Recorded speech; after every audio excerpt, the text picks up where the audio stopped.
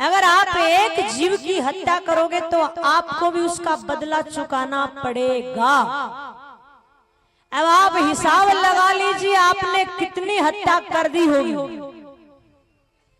है ना, जीव के स्वाद के चक्कर में। लेकिन आपको ये नहीं पता अगली योनि में इसका हिसाब देना पड़ेगा, क्योंकि जिसको तुम मार रहे हो, जिसको तुम सजा दे रहे हो, जिसको तुम पीड़ा दे रहे हो, वो भी तो किसी का बच्चा है, वो भी तो किसी की संतान है। इसलिए इस जीव के स्वाद में ना पड़कर, और भैया खाने के लिए भगवान ने रोटियां दी हैं, चावल दिए हैं, और ज्यादा ही तुमको स्वाद चाहिए तो बादाम, काजू, पिस्ता, किशमिश, कितने अच्छे अच्छे मेवा है, ये खाइएगा ना, है क्यों किसी जीव को मारकर खाते।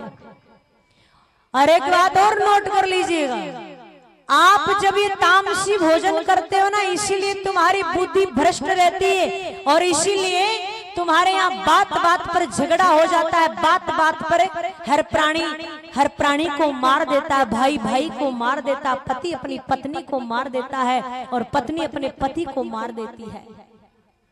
ये दया क्यों नहीं है आपके अंदर? इसीलिए नहीं है, बात मेरी बुरी लगेगी पर सत्य है।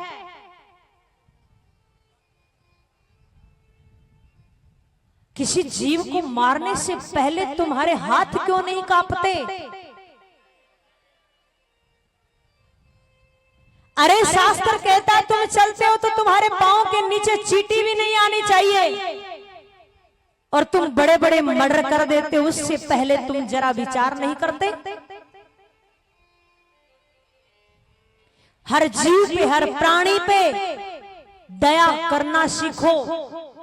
और आजकल तो दया करना बहुत दूर की बात है, हम खड़े होकर रील और बनाते हैं,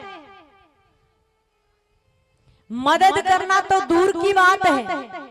नहीं हो सके तो इस जीवन में किसी की मदद कीजिए,